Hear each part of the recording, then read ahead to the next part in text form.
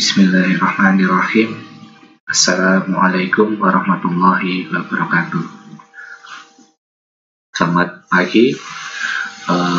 Jadi hari ini kita akan belajar bersama ya dengan mata kuliah metodologi penelitian ya. Untuk temanya sendiri tentang hasil penelitian. Nah, hasil penelitian sendiri kita tahu bahwa dalam membuat sebuah KTI ya atau skripsi ya pastilah ada poin ya sub yaitu hasil penelitian ya. Jadi mulai bab 1 ya berisi tentang latar belakangnya, bab 2 tentang teori-teori yang menunjang ya, kemudian bab 3-nya metodologinya. Nah, biasanya di bab 4 inilah ya letak dari hasil penelitian. Nah, seperti apakah ya gambaran hasil penelitian itu? Nah, di sini nanti akan kita bahas ya secara singkat, secara mudah-mudahan walaupun singkat tapi bisa mudah untuk dipahami oleh adik-adik mahasiswa ya. Oke, nah saya awali dengan analogi yang seperti ini ya, gambar ini ya.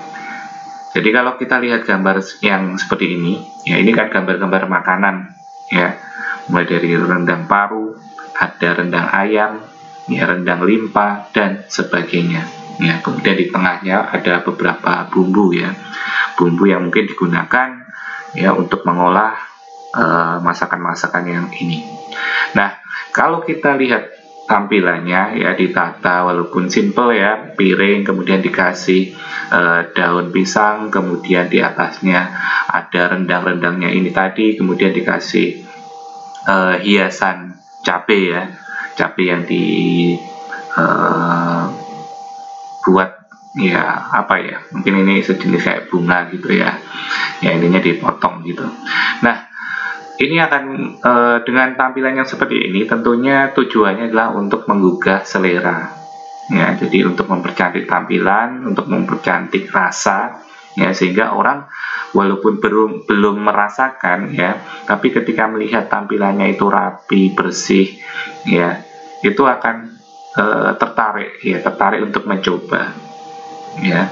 Terlebih lagi nanti kalau rasanya enak, nah ini akan jauh lebih, wah udah tampilannya enak dilihat, rasanya pun enak. Nah, tentu akan menjadi nilai tambah dari sebuah masakan ya. Oke, ini ya gambarannya seperti ini. Nah, apa hubungannya dengan hasil penelitian? Nah, hasil penelitian juga hampir sama dengan analogi ini ya. Maksudnya bahwa hasil penelitian itu harus dikemas dalam bentuk yang menarik ya. Jadi harus dikemas, harus ditampilkan ya di dalam, tadi sebagai contoh misalnya di bab 4 ya, dalam tampilan yang cantik, yang menarik, sehingga orang itu melihat hasil penelitian Anda itu, oh ini hasilnya ya, hasil berupa pemeriksaan dan sebagainya ya, sehingga tertarik, wah ini bagus ini ya, sehingga ini saya mau jadikan referensi, oh ini saya mau kutip untuk penelitian-penelitian yang selanjutnya ya. Itu tentunya ya yang diinginkan oleh semua peneliti, bahwa penelitiannya itu berdampak ya, memiliki manfaat ya. Gimana caranya untuk tahu memiliki manfaat? Ya tadi, ketika penelitian yang dilakukan itu kedepannya ya, mungkin 1 tahun 2 tahun setelahnya digunakan oleh orang lain untuk membuat penelitian dengan ya kompleksitas kondisi atau kompleksitas yang lebih baik lagi, atau mungkin dari kekurangan kita dilengkapi yang lebih baik lagi ya, diperbaiki seperti itu ya. Artinya berarti berdampak ya, ada dampaknya, ada efeknya. Nah, oleh karena itu tadi kembali lagi bahwa hasil penelitian harus dikemas dalam bentuk yang menarik, sehingga membuat orang yang membaca ya, atau peneliti ya, orang-orang luar itu bisa tertarik dan memahami apa dari yang Anda sampaikan ya. Tentu saja ini makanan enak, tapi kalau tadi dikemas dalam, sebagai contoh, nggak di piring lah, ditaruh di plastik bening atau plastik hitam ya, kemudian ya udah di plastik hitam, terus ditali, ditaruh di meja ya, saya rasa nggak ada menariknya walaupun rasanya mungkin enak. Ya sama, kalau penelitian Anda itu udah prosesnya panjang ya, mulai dari buat proposal sampai penelitiannya selesai itu butuh waktu katakanlah 6 bulan ya, udah prosesnya lama, keluar biayanya juga banyak, tapi ternyata ya tadi ya hasil penelitiannya tidak ditampilkan dengan baik ya, sehingga ya kayak ya belum tentu orang tertarik untuk membaca penelitian ya, nggak tertarik dengan baru membaca judul, baru membaca hasil penelitiannya, wah kok kayak gini ya. Ya ini menjadi masalah tentunya. Nah ini juga sama ya, tampilan akan sangat mempengaruhi ya antara kanan dan kiri. Kalau kita lihat yang kanan tentu bergairah ya, disusun dengan rapi ya, jadi ada sayurnya, kemudian atasnya ada sambelnya, kemudian dikasih kacang, dikasih jeruk nipis. Sedangkan yang sebelah kiri ya namanya juga plecing ya, tapi ya ala kadarnya ya, cuma sayur, kasih sambal, kasih itu aja, dan naruhnya pun juga di ini kayaknya piring bening ya. Ya saya rasa kalau dari tampilan aja kurang menarik ya, tentunya lebih menarik yang kanan ya, jadi sangat berefek tampilan itu. Oke, nah masuk ke bab 4 tadi saya gambarkan kalau di KTI ataupun di skripsi ya, ada hasil penelitian ya, di mana untuk poin-poinnya kurang lebih ada gambaran umum dan hasil penelitian. Ya, ini subnya. Ya, jadi ini yang akan dibahas di bab 4 hasil penelitian. Nah, apa isi dari gambaran umum? Ya, gambaran umum berisi tentang kurang lebih seperti ini ya. Ada tempat penelitian. Ya, jadi walaupun sudah di bab 3 dijelaskan bahwa tempat penelitian ada di misalnya laboratorium mana atau mungkin rumah sakit mana. Ya, namun di sini kita review sekilas ya, jadi hanya berupa tambahan aja bahwa penelitian ini dilakukan di lab misalnya kimia jurusan analis ya, kemudian sampelnya berapa ya, jadi sampel dari penelitian Anda berapa, dan jika misalnya lah seperti ini pada proses awal penelitian ya, ada kalanya sampel Anda itu 30, namun pada saat penelitian ya, pada saat proses berlangsung ternyata ada yang mengundurkan diri ya, atau mungkin terjadi kesalahan proses, misalnya mungkin wadahnya salah, atau mungkin karena suhunya terlalu dingin sehingga ada misalnya sampel yang mau Anda periksa itu rusak misalnya. Nah itu bisa aja terjadi ya. Nah kalau yang seperti itu ya perlu kita tuliskan juga. Jadi misalnya sampel awal 30, namun pada proses misalnya pengambilan sampel ya terjadi kerusakan sampel misalnya ya, katakanlah ada 2 sampel yang rusak sehingga pada penelitian ini hanya menggunakan 28 sampel misalnya ya. Jadi ketika ada sesuatu yang berbeda antara sebelum penelitian atau yang di proposal, kemudian di hasil pada hari hanya itu tadi terjadi kerusakan sampel atau mungkin ada responden yang mengundurkan diri, itu perlu dituliskan di sini. Jadi sebagai penjelas seperti itu ya. Kemudian ada juga apa saja yang disiapkan sebelum penelitian dimulai. Misalnya ada ekstrak ya, perlu ekstraksi atau perlu tindakan-tindakan apa. Nah itu perlu dituliskan di gambaran umum ini sebagai penjelas lagi ya. Jadi orang akan tahu bahwa tempat penelitiannya ini sampelnya sekian, kemudian ada ekstraksi dulu ya. Jadi atau mungkin ada proses awal ya, persiapan alatnya seperti apa ya, dan sebagainya lah. Jadi intinya kalau yang poin 4 ini apa yang belum ada di metode penelitian ya, itu bisa ditambahkan di gambaran secara umum ini ya. Jadi kalau di gambaran di metode penelitian itu hanya menjelaskan misalnya alatnya ini, kemudian untuk prosedurnya misalnya mulai dari nyiapin alat, kemudian membuat konsentrasi atau mungkin membuat pewarnaan dan sebagainya.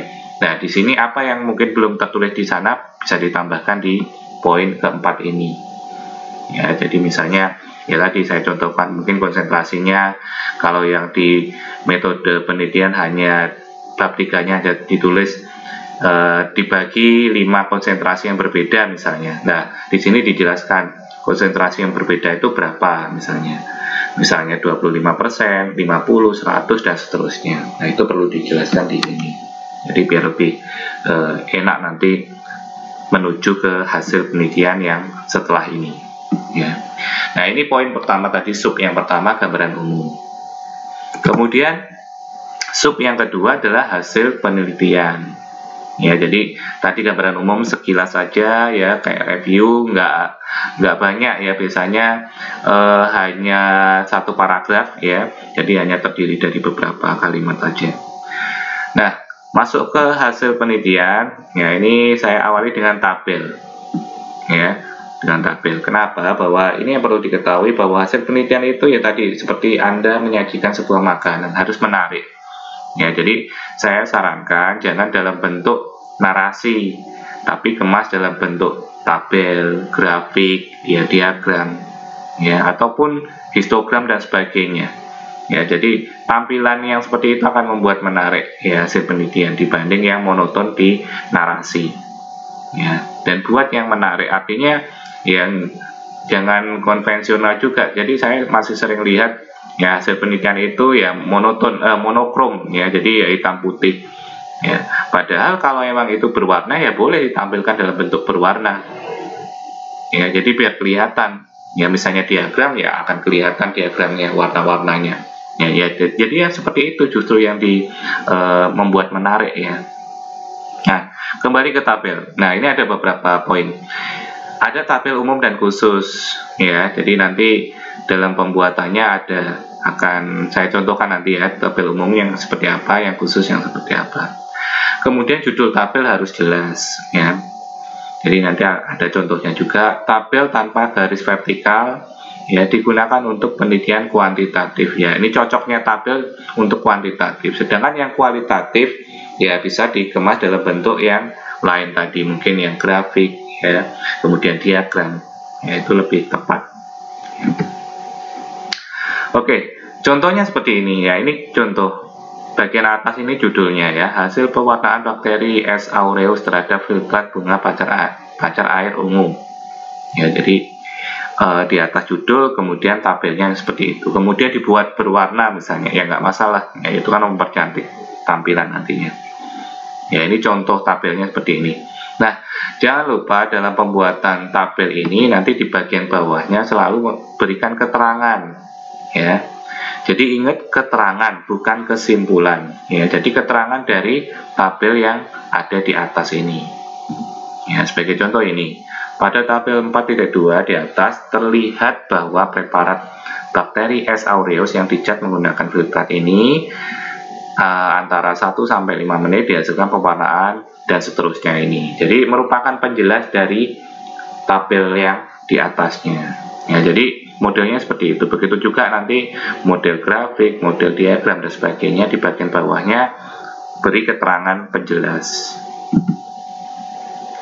Nah, ini contoh yang tadi ya, ini contoh dari yang tabel umum. Ya, tabel umum itu ya gambarannya seperti ini. Ya, baik contoh nomor, ada berat badan, frekuensi. Ya, berisi keterangan ragam data, kemudian ada data kuantitatif ya, nilainya absolut itu ya nggak ada koma-koma dan sebagainya ya, jadi nilainya bulat seperti itu. Kemudian berisi keterangan yang mudah dipakai ya untuk rujukan ya, ini tabel umum yang seperti ini.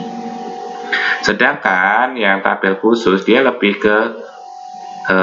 detail lagi ya, modelnya lebih detail. Sebagai contoh seperti ini ya, tabel 2.2 karakteristik responden berdasarkan jenis kelamin ya, laki-laki perempuan, ada angkanya, ada persentase. Selain persentase mungkin ada apa ya, data-data lainnya ya yang pendukung misalnya, itu bisa ditambahkan ya. Ini masuk data yang tabel khusus ya. Jadi intinya tabel khusus itu akan lebih banyak tadi ya, lebih banyak data yang akan dimunculkan, yaitu ciri khas dari tabel khusus. Berbeda dengan yang tabel umum tadi yang hanya menjelaskan frekuensinya aja, banyaknya data berapa misalnya. Jadi kalau yang ini bisa berupa presentasi, persentase, kemudian bisa berupa mungkin nilai signifikannya, ya bisa berupa nilai errornya, ya itu bisa masuk ya di tabel khusus ini. Nah, ini tabel bivariat ya. Jadi kalau di hasil penelitian itu familiar dengan univariat dan bivariat. Univariat itu ketika menjelaskan satu jenis data. Ya, misalnya tadi satu tabel membahas tentang jenis kelamin, kemudian satu tabel membahas tentang usia, satu tabel membahas tentang hasil pewarnaan, satu tabel membahas tentang pendidikan respondennya misalnya, yaitu univariat, berdiri sendiri tabelnya. Nah, berbeda dengan bivariat, ya ini menampilkan dua variabel secara silang, ya atau sering disebut cross tabulation. Nah, contohnya seperti bawah ini. Ya, jadi bagian samping kolom pertama ini menunjukkan tangible, ya kategorinya tidak baik dan baik, sedangkan untuk yang kolom kedua yaitu kepuasan pasien, terdiri dari kategori kurang puas dan puas beserta masing-masing persentasenya. Ya, jadi ini cross tab ya antara tangible dengan kepuasan pasien. Ya, apakah ada hubungan ya dari tabel yang seperti ini? Nah, ini ada hasilnya ya, hasilnya P value-nya 0,000. Ya, cuman kita abaikan karena di tabel bivariat ini kan kita fokus ke sini ya. Oke, jadi gambarannya seperti ini. Bivariat berarti ada B kan, B itu kan 2, berarti ada 2 data yang ditampilkan dalam tabel tersebut ya. Bentuknya pun nanti beragam ya, ini hanya contoh aja, contoh untuk tabel cross tab-nya. Nah, kemudian tadi kan tabel ya, ini bentuk lain yaitu grafis ya, grafis, kemudian ada diagram bar, diagram area, mikrogram, histogram dan sebagainya. Nah, ini disesuaikan dengan data, disesuaikan dengan ya tadi tampilan biar menarik yang seperti apa. Ya tentunya nggak boleh asal juga ya, oh saya pengen grafik, oh saya pengen diagram ya, dilihat juga datanya cocok apa enggak ketika dipakai ditampilkan dalam bentuk grafik misalnya ya, jadi harus disesuaikan. Kemudian ketentuan umum untuk membuat grafik diagram ya seperti ini. Judul grafik ya diagram baik itu gambar atau skema harus jelas dan tepat. Kemudian harus mengandung unsur what, where, dan when ya, apa, di mana, dan kapan ya, jadi harus jelas untuk unsur penjelas atau judul dari grafik ataupun gambar tersebut ya. Kemudian skala pada grafik ya harus dicantumkan, misalnya satuannya tahun, hari, kilogram atau sebagainya ya, itu harus dimunculkan di grafik tersebut atau di diagram gambar tersebut ya. Jadi orang akan mudah melihat, oh ini angka 20 itu 20 apa satuannya, oh kilogram dan sebagainya. Oke, kemudian ya jika ya gambar tersebut diambil dari sumber lain ya, karena ada kan nggak semuanya berasal dari hasil penelitian Anda ya, kalau memang tidak ada gambar kita bisa ngambil dari yang lain tapi ada penjelas dari Anda. Nah, maka sumber data ditulis di bawah kiri grafik atau gambar tersebut ya, jadi dituliskan misalnya data sekunder tahun 2019 ya, itu perlu dituliskan ya. Oke, nah ini contohnya, contoh diagram ya. Jadi ada angka-angka, kemudian ada satuannya juga, ada persen, kemudian yang bawah satuannya tahun. Judul di sini jelas ya, cukup jelas, distribusi umur ibu. Survei cepat KIA Cianjur 1995. Ya, jadi tadi apa diagramnya ini? Oh, tentang distribusi umur ibu. Ya, di mana di Cianjur, kapan? Tahun 1995 ya, jadi ini cukup jelas. Kemudian kita masuk ke kesalahan hasil penelitian ya, ini yang masih sering ditemui ya, kesalahan ini. Satu, di rumusan masalah tidak dibahas tapi di hasil penelitian dimunculkan ya. Contohnya seperti ini. Di rumusan masalah bab 1 itu membahas tentang misalnya untuk mengetahui rumusan masalahnya adalah mengukur ya atau mengetahui pengaruh pemberian ekstrak jahe terhadap penurunan kolesterol misalnya. Tapi ternyata di hasil penelitian tidak dibahas tentang ekstrak jahe tersebut sebagai penurunan kolesterol, ya. Atau mungkin gini, rumusan masalahnya menunjukkan bahwa menjelaskan tentang karakteristik responden penelitian, ya, dalam kurung misalnya umurnya, pendidikan, usia dan sebagainya. Namun ketika di hasil penelitian ternyata tidak muncul, ya, umurnya responden itu berapa saja, nggak ada tabel tentang distribusinya, ya, tidak ada tabel yang menjelaskan tentang frekuensi dari masing-masing unsur tadi, ya, baik umurnya berapa, kemudian pendidikannya apa aja sih, nah itu nggak muncul. Nah ini yang masih sering, jadi harus cocok nanti ya, bab satunya yang mau dicari itu apa, nah hasil penelitiannya itu sebagai jawabannya, ya, jadi harus ada. Ya, jadi harus nyambung nanti. Sehingga saya biasa akan ketika menjadi penguji, ya, ataupun pembimbing, ya, saya akan lihat dulu ketika hasil penelitiannya poinnya ada 1, 2, 3. Jadi kita lihat lagi flashback di bab satunya, rumusan masalahnya ada berapa. Ya, kalau rumusan masalahnya ada 4, berarti hasil penelitiannya itu harus ada 4 sub itu yang menjawab, ya, sesuai dengan yang ditanyakan di bab rumusan masalah. Ya, ini yang masih sering. Kemudian input data yang terburu-buru. Nah, ini juga berdampak, ya. Kalau buru-buru masukin datanya di Excel, masukin datanya di SPSS, yang terjadi ya otomatis hasil kesimpulan datanya nanti, ya, tabel hasil SPSS-nya juga akan banyak kesalahan, ya. Ya, ketika kita masukkan angka aja beda 1 aja, misalnya 13 tapi kita menulisnya 18, itu aja udah pasti beda hasilnya. Apalagi ada beberapa data yang miss, ya, tidak masuk ataupun salah dalam pengetikan dalam inputnya. Ya, berarti ini akan bermasalah nanti di outputnya juga nggak sesuai.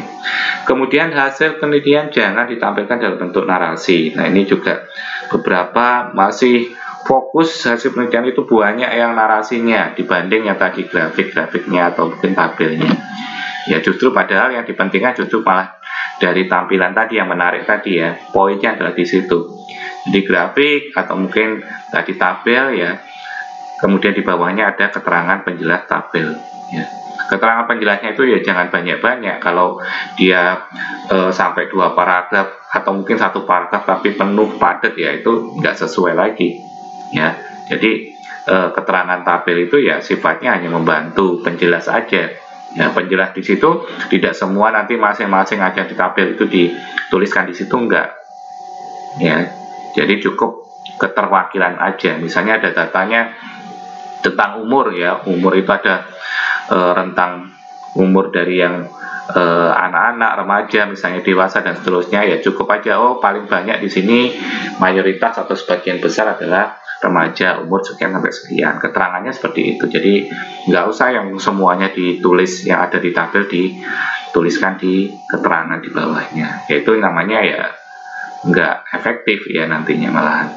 Ya, jadi keterangannya yang informatif, yang sesuai, yang simpel. Nah, ini yang perlu diperhatikan ya. Jadi kesalahan ini masih sering terjadi pada poin khususnya hasil penelitian.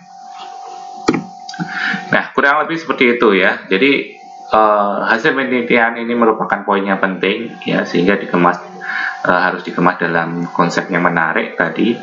Kemudian namun juga jangan lupa unsur-unsurnya harus ada tadi, mulai dari judul, kemudian sumbernya, kemudian juga penulisannya pun juga jelas ya.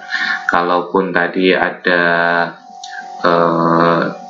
persentase dan sebagainya, ada poin-poin yang perlu diberikan tadi penjelas seperti satuan-satuan tadi juga harus diperhatikan ya. Jangan sampai nanti hanya muncul angka tapi tidak ada keterangan itu angka itu apa, persenkah atau kilogram kah dan sebagainya ya. Oke, mungkin ini ya yang saya bisa sharing terkait hasil penelitian ya. Silahkan nanti jika ada pertanyaan ya, silahkan bisa komen di YouTube ya. Di situ ini akan saya upload, nanti silahkan komen di bawah komen di YouTube tersebut ya. Mungkin itu dari saya akhiri, semoga bermanfaat. Wassalamualaikum warahmatullahi wabarakatuh.